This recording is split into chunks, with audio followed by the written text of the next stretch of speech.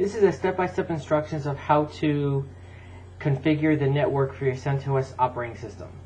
The first thing we need to do is to run our virtual machine.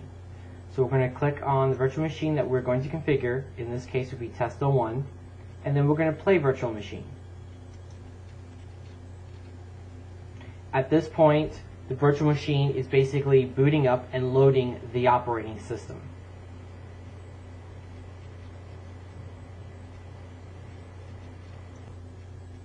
Once the operating system has been loaded up, we're now at the login screen. So we're going to go ahead and log in as root, which, as you know, the root is the administrator account, similar to the administrator account of the Windows operating system. And then we're going to type the password. Now we're going to go ahead and access the file that we need to configure. So in this case, we're going to go to nano etc sysconfig network-scripts ifcfg-eth0.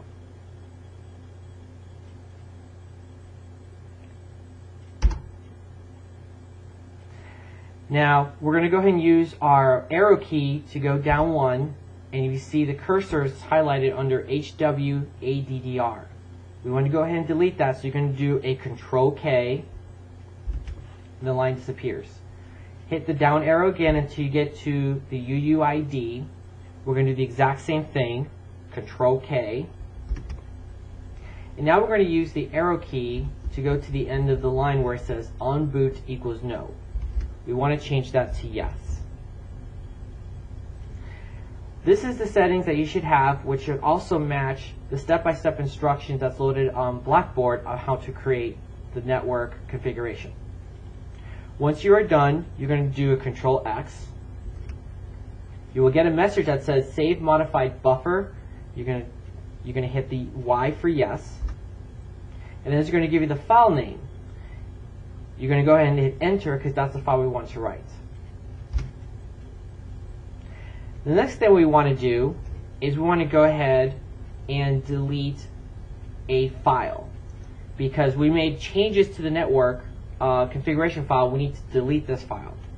So we're going to do rm-f/etc/udev/70-persistent-net.rules.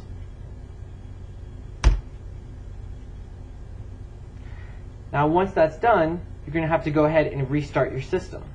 So you're going to do shutdown space -R, meaning to restart, and now.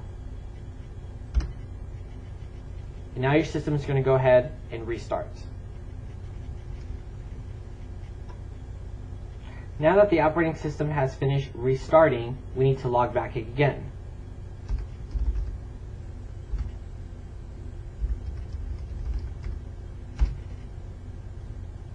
Now we're going to type in the command ifconfig or ifconfig.